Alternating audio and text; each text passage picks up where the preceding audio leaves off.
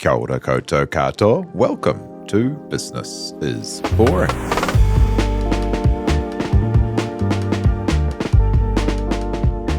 When people think of nice feature timbers for the outside of their house, say, they probably think of something like a cedar, which you'd think would be a pretty good thing, except woods like cedar are from ancient, irreplaceable forests, and their removal disrupts the environment, ecology, and ecosystem.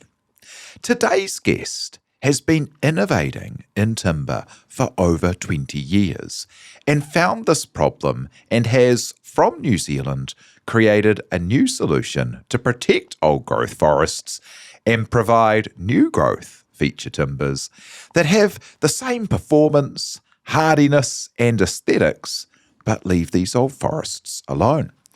Daniel Gudsell and his company Abodo are 20 plus years into innovating in forestry, timber, and the sale and marketing of some of the oldest products people have been buying. And he joins us now to chat the journey and where they're going next. Tinakwe, thank you for being here. Morning, Simon.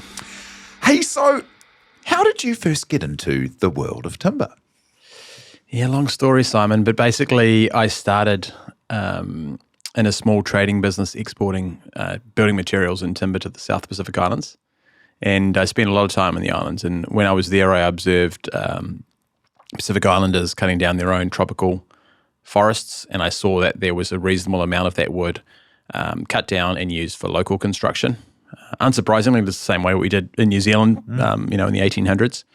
And the observation I made was that basically if they continued to do that, they would end up running out. And quite selfishly, from my perspective, I saw the opportunity to export New Zealand pine over to those markets as that sort of demand arose.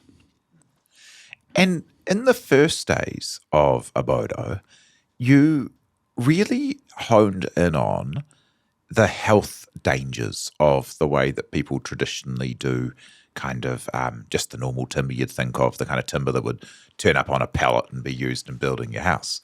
Tell us about what the standard or status quo was for these timbers. Yeah, I think it's an interesting point. And so, traditionally the Pacific Islands, and I'm talking about places like Samoa, Tonga, Vanuatu, they use their own native timbers. And so those are chemical free. And they built their houses from that material. And then over a period of time, they realized that actually, there's not enough of this. The small island, you've cut down all the tropical forests you've got available there. And so they started importing wood from the likes of Abodo and other companies. And what was different about the product that they imported was that it was chemically treated. And so here in New Zealand, we predominantly use pine timber, most of which is not durable, and therefore that needs to be treated with chemicals. And we use chemicals extensively here in our wood. We use chemicals like copper chrome arsenic or CCA, borate, solvent-borne preservatives. And so I got a bit of a shock sort of early on in my business where I'd exported some treated plywood to American Samoa at the time. And because there wasn't a base understanding of chemically treated wood over there, we had a couple of instances where there were health-related concerns. The most specific one is there were some a family that had bought some treated plywood. They'd put the treated plywood in their garage. It was solvent-borne, so it was treated with a solvent. And because they'd trapped the plywood in their garage, the solvents was coming off the plywood, and kids were playing in the garage, and they ended up getting headaches and nosebleeds, and they ended up going to hospital. And so when I had a call from the customer, who was the customer in American Samoa, I was quite upset about that scenario, as you'd expect. It sort of shocked me into looking at ways that we could potentially take some of the more harmful chemicals out of wood while still maintaining a level of durability. And so that sent me on a whole journey. I did end up doing a TED talk on it, and we discovered that many of the preservatives used in New Zealand pine today, for example, arsenic, everyone knows arsenic's a poison, are quite harmful. And what could we do to reduce the toxicity of those, and what could we do to make them more sort of user-friendly for people? That's wild, eh? And that's still the case. So this was something that you set off on the journey 20 years ago to remove from what you did. Yeah. But this is still the norm in wood in New Zealand today.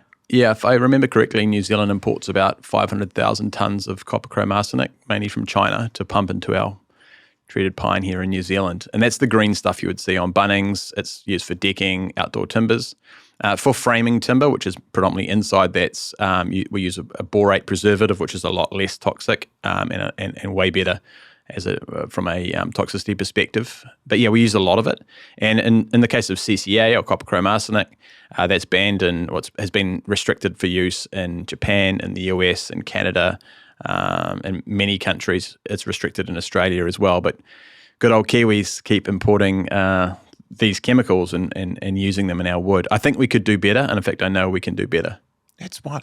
And what kind of things did you innovate and work out so that you didn't have to rely on particularly the CCA? Yeah, that's a tricky one because CCA is well known to be probably the best wood preservative around. It's got copper for fungal decay. It's got arsenic that kills a lot of the bugs, and it's got chrome, which is also fairly nasty. If you've watched Aaron Brockovich or one of those movies, chrome is what binds the copper and the arsenic into the wood. And so it's highly effective and it's very low cost. And so when we're talking about the Pacific Islands, generally the budget is quite small in terms of construction materials. So how do we get those nasty heavy metals out of the wood, but also, make it cost effective? And we started looking at lowest in class toxicity preservatives using the borate, which was currently used in New Zealand for framing timber, and seeing how we can make that be really effective, cost effective, but also effective against the termites and things that they have in the Pacific Islands, which are not present here in New Zealand. And so we came up with a sort of low cost, low toxicity wood preservative called GreenGuard, and we launched that throughout the Pacific, and we still sell that today. It was a challenge though, and ultimately CCA still remains sort of king of New Zealand as well as the Pacific Islands in terms of a low cost preservative. There's a lot of people who've built a deck with their kids and their kids play on it every day, or put up some fencing and have it above their veggie garden and don't know that it's leaching some pretty nasty stuff into their environment, right? Yeah, that's true, but it's worth pointing out that once it's treated, the wood's treated, it's unlikely to leach out. It's the chrome doing its thing. And look, it's not ideal, but you're not going to get sick from playing on CCA treated wood. And I think there was a study that came out many years ago when this topic came up, and the scientists said you'd have to have, I think it was a teaspoon of sand from the bottom of a CCA treated post every day for 50 years to get any level of arsenic in your system.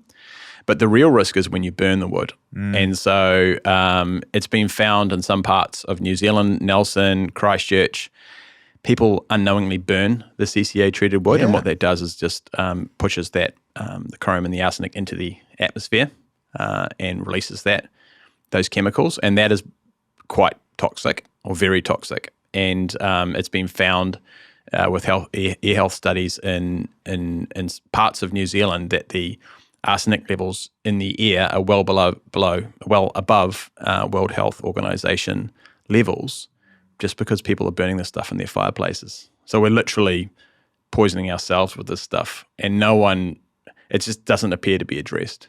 Yeah, and there's an extraordinary amount of it out there, and pretty low. It's not a highly understood kind of problem, right? No. And I think a lot of New Zealanders would be surprised to find that it's very restricted in a lot of markets that we look to for other kind of regulatory support. Yeah, 100%. And so that's kind of mad, but it led you on this really interesting journey where you found less impactful, environmentally impactful or toxic kind of alternatives. And then also led you to this world of thermal modification and other kind of things to help these products perform better. Why is this? Because pine's it's got a kind of difficult rap sometimes, hey? Because pine's often seen as a monoculture if you have it in preference to native forest, and if you're converting land that's erosion prone to forestry, maybe it's not a great thing. But pine in the right way is also this extremely fast growing, controllable product that can provide timber in 30 years instead of in hundreds of years, right? And you can be very intentional with the way you you grow it and use it. So yeah, tell us about kind of like what pine's kind of good and bad qualities are and why it is you need to do all these things to make it usable. Yeah.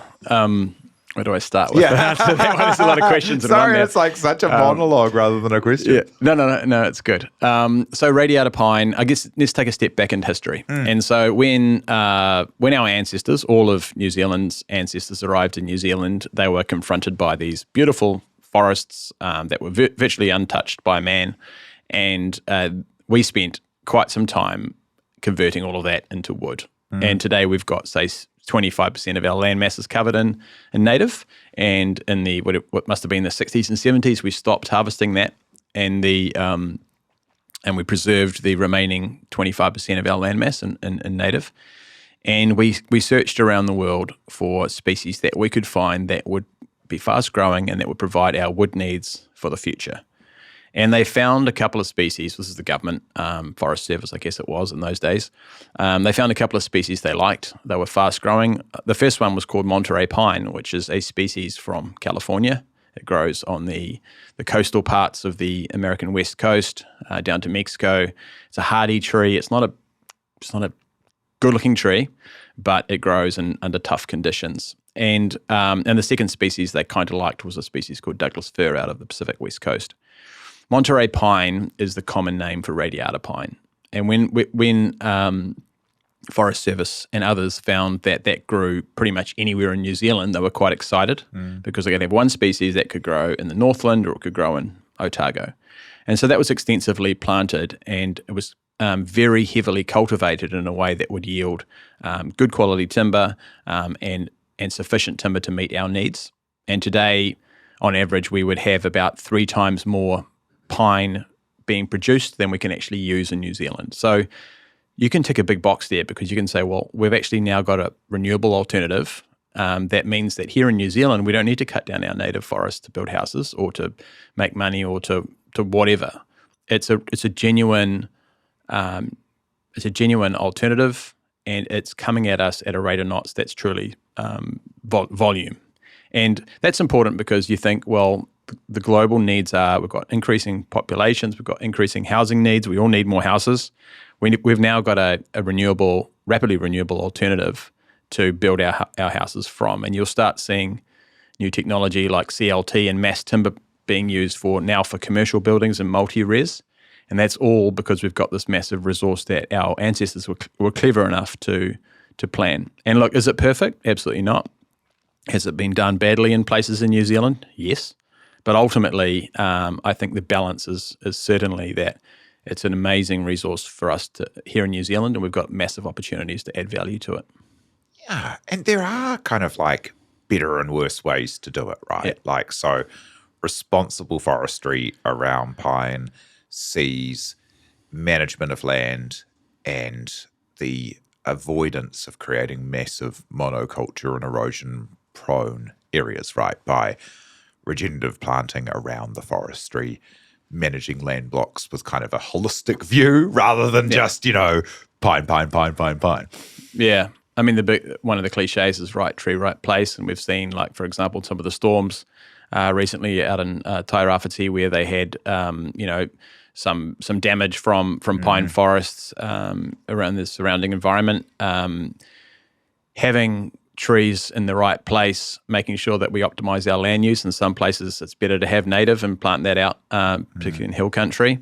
But in terms of when it's done well, we get some amazing results. And I mean, there's some forestry around Taupō where we've got water leaving the forest cleaner than what it was before and entering the lake. And so there's massive ecosystem benefits that we can get from plantation pine. Not to mention the fact that you can ride your mountain bikes in there, you can hike in there, and when forests are done well and riparian planting is considered, and permanent set-aside areas where you've got permanent native planted and mosaicked in with the plantation forest, you can get some really good ecosystem benefits. And it's almost, most people would agree with me. I wouldn't say everyone, but most people would agree with me that plantation forest, well done, provides way more ecosystem benefits than compared to, say, farmland. Yes. Um,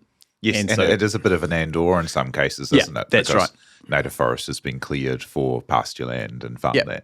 Yeah. And I mean, and what you're describing there, like the mosaic, the planting in of native and amongst plantation, riparian thinking, planting out ahead of waterways, that's not the norm, right? But there are, if you think about tairāwhiti and the terrible examples of bad slash management and, the awful, awful results there, the erosion, the slash on the beach and the like, they haven't got any of that going on. But there are foresters who are certified who do these things, right? It's not all created equal. That's right. Yeah, there's a lot of nuance in plantation management. And I guess the first baseline, at least from an Abodo perspective, we look at is Forest Stewardship Council certification, and that has certain requirements, and some of the foresters in Tairāwhiti have lost their FSC certification if for reasons that I guess we've already mentioned.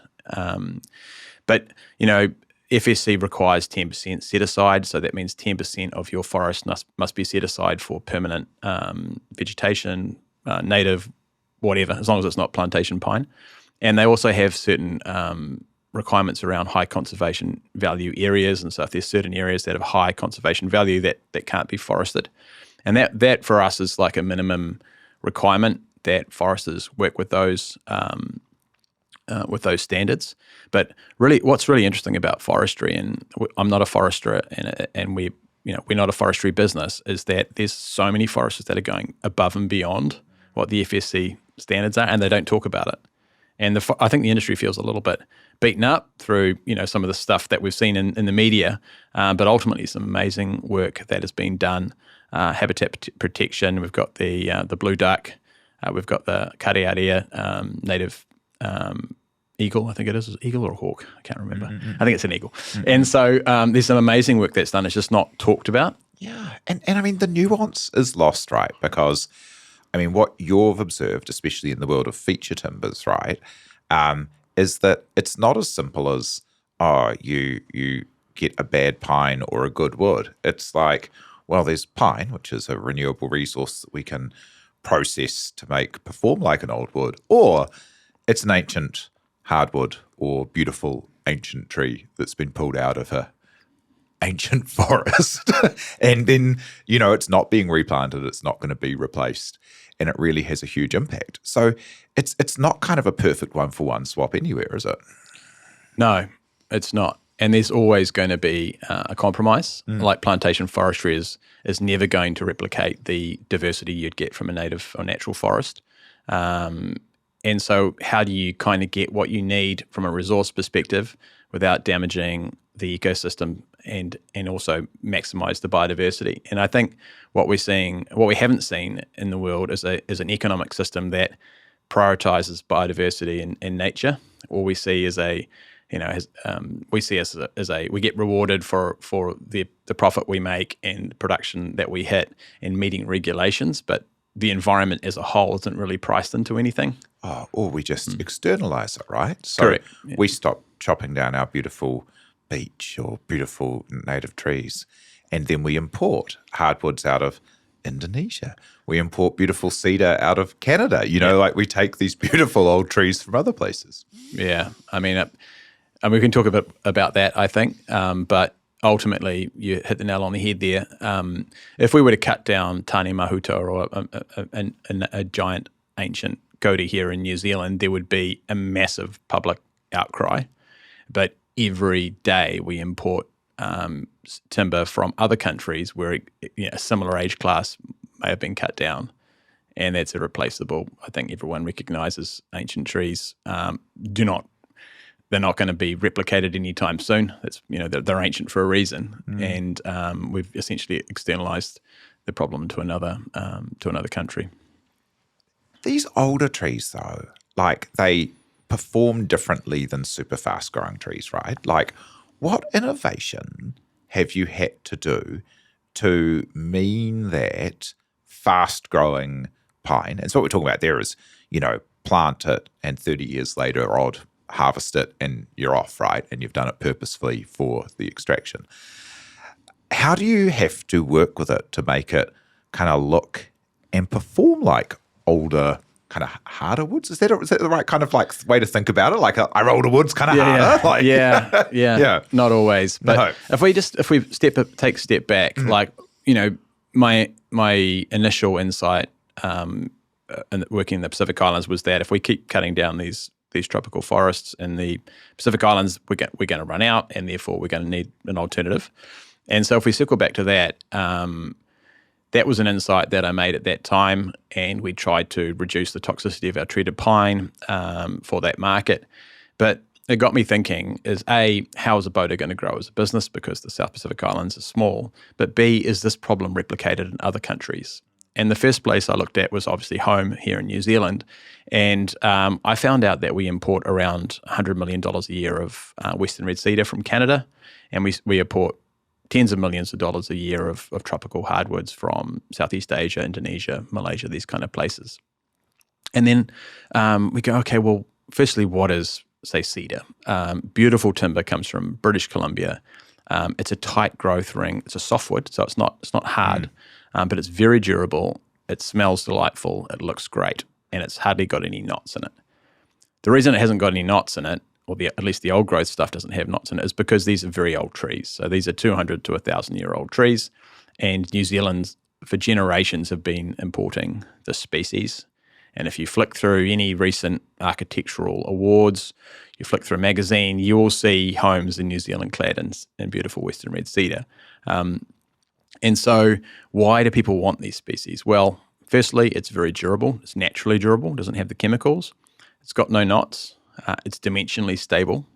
And so when you've got wood product on the outside of your home, that's picking up a lot of weather. You don't want it to cup and twist and warp. And cedar, and particularly old growth timbers, have stood the test of time, and people know and trust that these timbers are going to perform. And so our challenge at Abodo was like, well, how do we turn this rapidly renewable plantation pine that is known not to be durable, it's known not to be stable, and it's known kind of not to be that attractive as well? How do we transform that into something that is more akin to an imported species like cedar? And that was a massive, that was I don't know how long it took us to come up with something like that. But we found this process called thermal modification. We'd become aware of it because we were looking at ways to make wood durable without adding chemicals. And it was a process that was developed, has been known for generations. And so legend has it that the Vikings used to torch the outsides of their ships to make them more durable. And that had to do with carbonizing the outside of the wood. It had to do with sort of sealing the wood cells with fire. And the Vikings, I guess that whole concept continued through Scandinavia to the point where the Finns or the Finnish wood manufacturers developed a process where they could basically cook the wood at a very high temperature.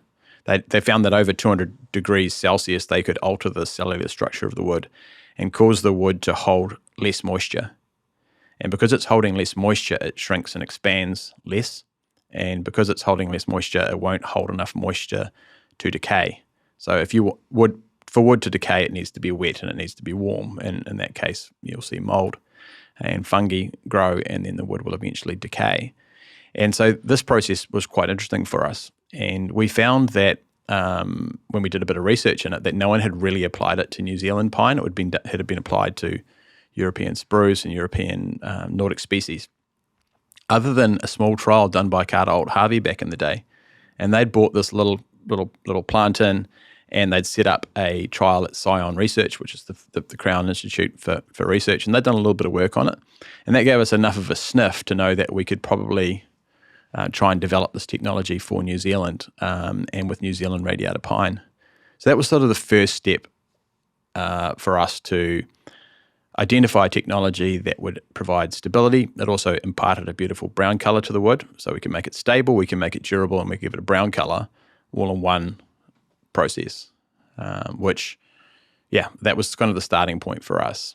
And it's, if you take a step back, you say, well, okay, that's all very well and good, but you actually need to prove that it's going to work. Well, let's come back in just a moment and talk through about how you make that work, because it's a big job, right, to get people to think about something that they've never thought about before and change their behaviour.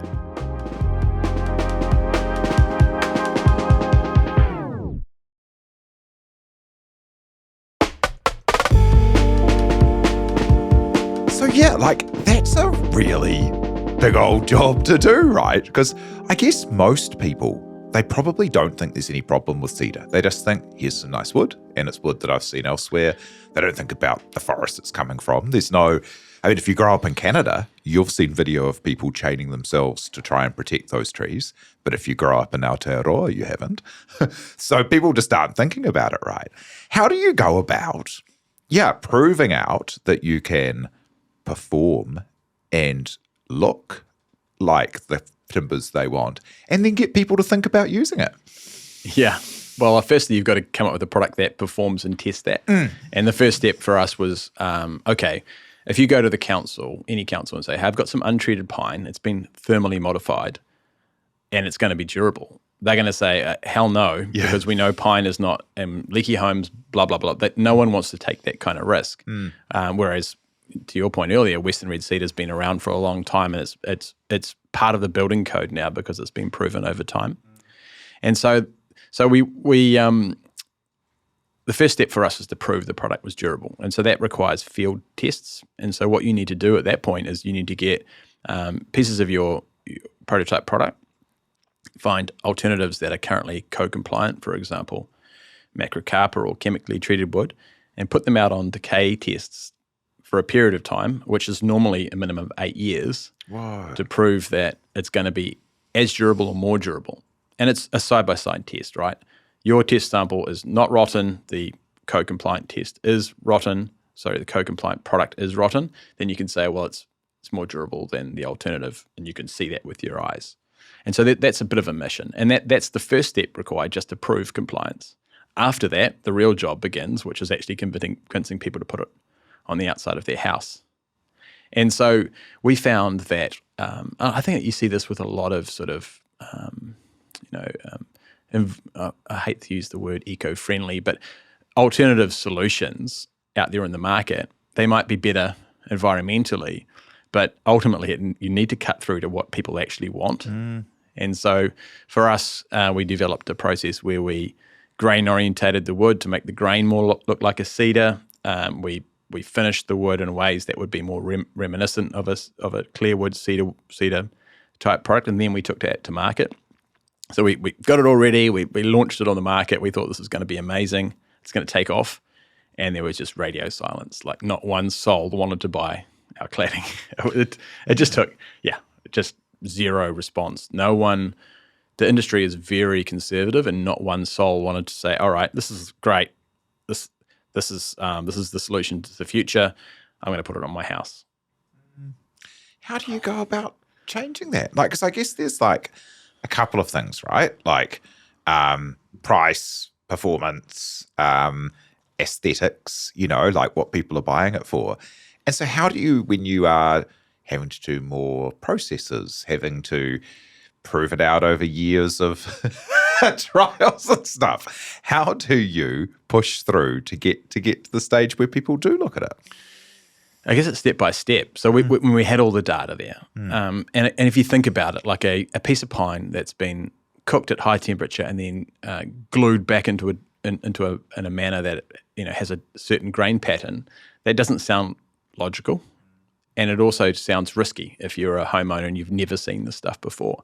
So how did we get it going? Is we basically did it, house by house. We convinced people on a house by house to do it, and then now we're an overnight success 15 years later after we launched the product, because I did my own house in it, like 10, 11 years ago now.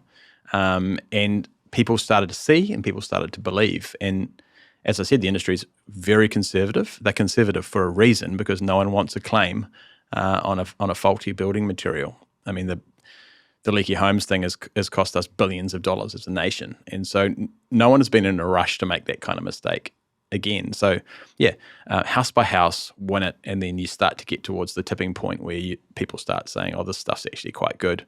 We got like some big projects originally at Vodafone headquarters down in Christchurch, and a couple of sort of key projects that were architect driven and had green aspirations.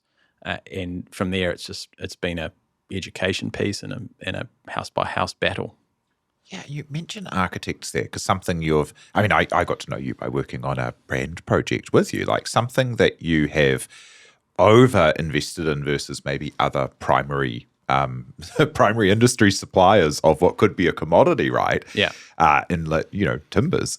You've invested across the whole time in brand design, partnerships with architects, like doing cool things like the hut that you built in Cadrona, like all kinds of cool, the shed that you built in Cadrona, like all kinds of cool things, right? To position it as something that was a progressive and aesthetic choice. Yeah. We recognised pretty early on that the hardware stores and the builders probably weren't going to rush to use our material. So we focused on the architect and the homeowner and just trying to get the message across there. And I would say that without putting people in boxes, I think the older generation of architects just wanted to stick with Cedar because they've used it for many years and no one wants to come back. But the younger generation architects tend to be more progressive and more interested in what might be a future solution. And so we focused on certain architectural firms that were early adopters and had green aspirations and actually wanted to scratch below the surface. And I mean, if you look at Western Red Cedar, it'll be sold as a renewable, sustainable product, and it is. All cedar, fine. It's just we're talking about the old growth trees that have a certain look and aesthetic, and they really only grow in coastal British Columbia. That's the one that we feel like is a challenge. And so an architect on doing some initial research would see that, okay, cedar's fine, it's sustainable, and it is, but they don't quite get to the detail around what we're actually importing. Is it certified? And I can pretty much assure you that almost no old growth cedar coming into New Zealand would be FSC certified, for example, and really want to know that. And I think there's almost like a plausible deniability there where you say, oh, actually, it seems fine. And so there were certain architects, and I think one of them would be, say, Tennant and Brown, who really, really wanted to know these things and really dug below the surface and really bought into our cause. And you'll see some of the projects that they've done, amazing projects. The Living Pa just won a whole bunch of awards down in Wellington, I think it was last week. Fully cladded our material. And we also found from support from surprising places, some of the iwi groups were early adopters. Tuhoi built their headquarters with our material. And more recently, Ngāti Whātua have done a lot of developments using our material and insisted on using our material. And I think that's quite nice to have. I think Māori people in general are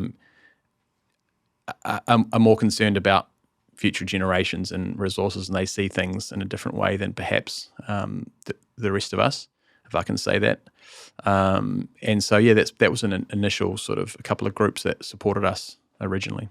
Yeah, Ngāti Whātua or Ōrākei are doing some super interesting things in social housing building and development at the moment. Hey, that's a fascinating kind of like approach, but the scale of time it takes to do a build or a house, like it can take 10 years to do a big project, right? Yeah. It's an amazing journey of, like believing in something and then making the market. Kind of what stage are you at after 15 years of building this? Because, I mean, you've come a long way, but there's an awful long way to go still, right?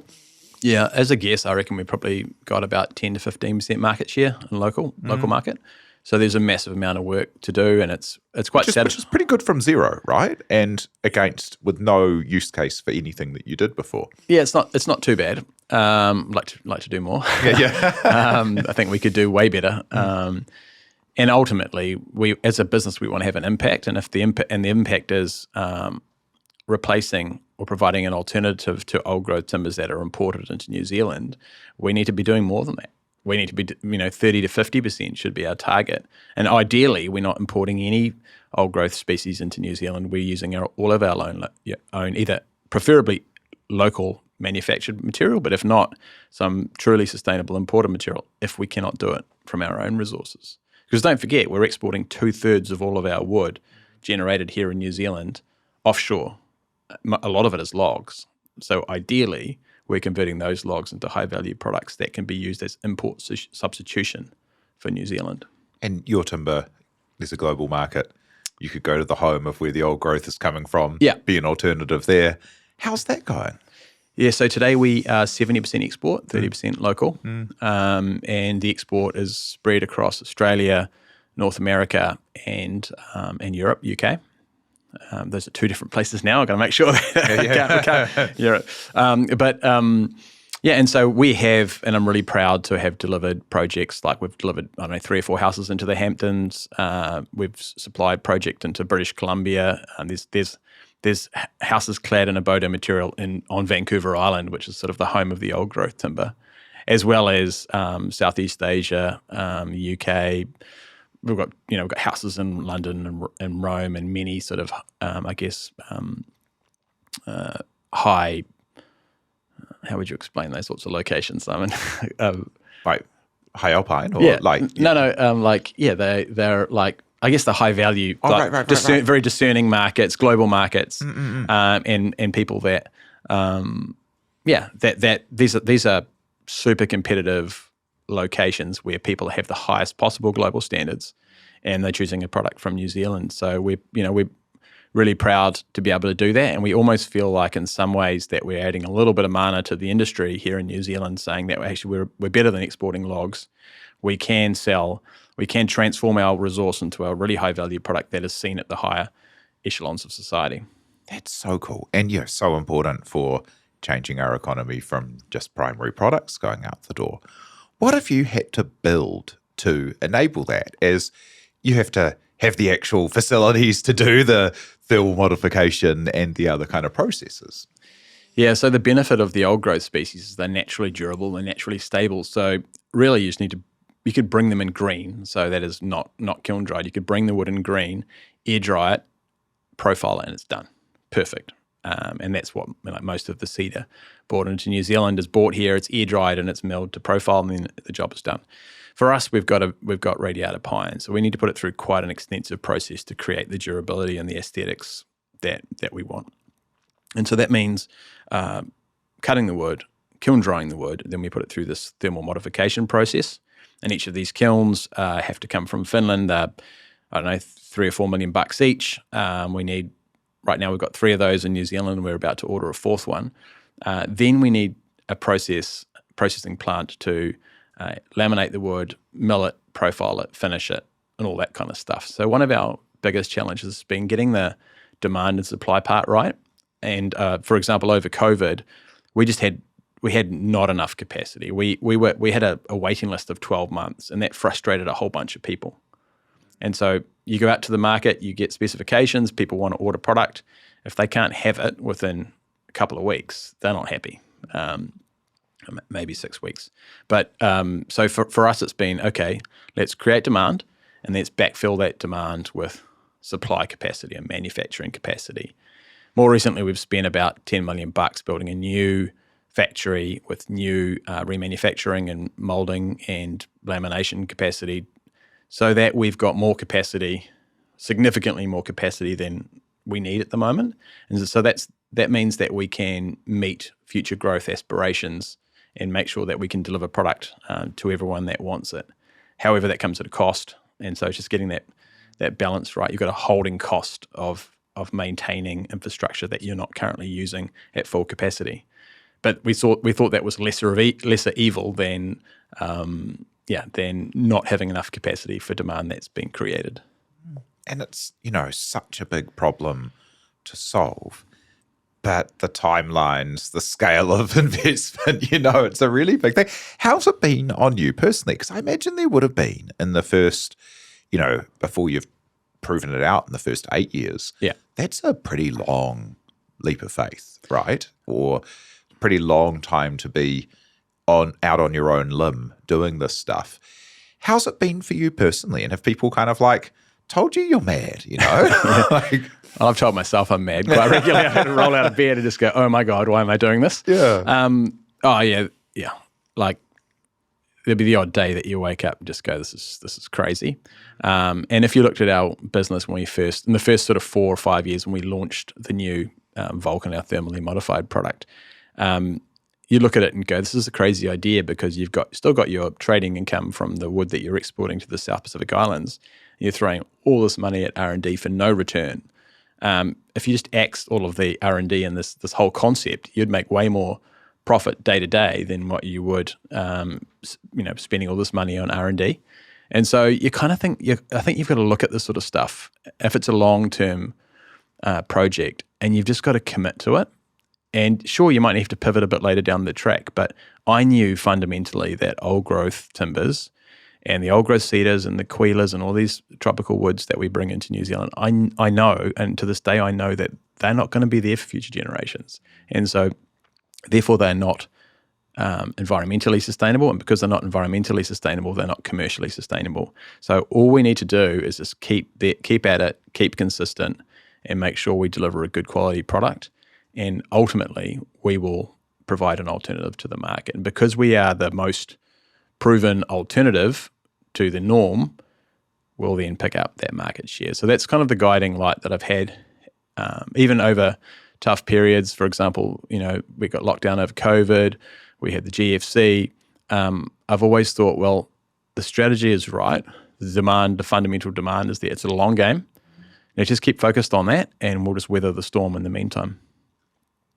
And that long-term view, like the way you've delivered that was kind of positivity and understanding. Like you've got quite an interesting line to walk, right? Because you are not a forester, but you're a champion for good forestry. But you don't want to go out there and like tell people they're doing the wrong thing. When it comes to the materials, people, for the best will in the world, they just don't know. Like no one who's specifying cedar thinks they're doing something that's bad. They just don't know, right? So you've got to like meet them where they are and be a positive thing rather than tell them they're doing something bad. And then you've got to make something like when people are specifying a beautiful project or a house, like it's got to carry, like they want the positive product, right? Like the nice thing. Yeah. How do you maintain that kind of positivity and that stance? Yeah. And it's really challenging. And our initial approach was to say, oh, well, Western red cedar is bad because it's not sustainable. And people see through that and say, or they're at least very cynical about that, and they say, well, actually, you're just trying to sell your product, and so therefore, right. And so the approach we've come up with is positive activism. So how do we're not foresters, but how do we champion and be a voice for the foresters? Because I mentioned earlier, many foresters are doing a really good job. They're just not told. And so how do we use our own voice to amplify that? And then secondly, how do we tell a positive story around, hey guys, old growth species are amazing things. Ancient trees, 500, 600, 1,000 years old, those need to stay in the ground. We love them. Let's keep them there. And by the way, we have an alternative that you can use that's grown right here in New Zealand and provides all these other ecosystem benefits right here in New Zealand. And so maybe that's something you could... So we're trying to look at it from a positive perspective rather than a negative perspective. What would your advice be to people who do see, a better solution out there, but it's not a quick or easy road? Like, how do you keep walking it? And what would your advice be to people looking at a challenge like this?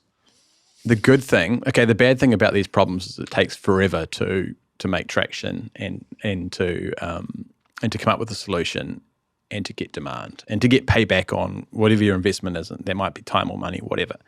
The good news is that it's equally hard for someone else to follow that same path. And so if you can, in the case of a building material, it's very trust related. People want to see houses that are 10 years old, 15 years old plus to feel comfortable that they can spend, this is the biggest investment of people's lives, feel comfortable that they're making the right decision. And so if it takes that much time to build up a brand and a reputation for a product or a service, it's going to take your competitors just as much time.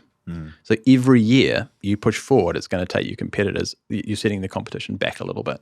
And so that's that's the flip side of saying this stuff takes forever and it takes patience. I'm not a patient person, but I've learned to be patient and know that the competition are going to find just as many hurdles. And everyone you've tripped over, you're going, it's like when you're running a race and you trip over something, you go, at least the guy behind me is going to trip over the same thing and have a little smile as you power on. So, yeah. Yeah.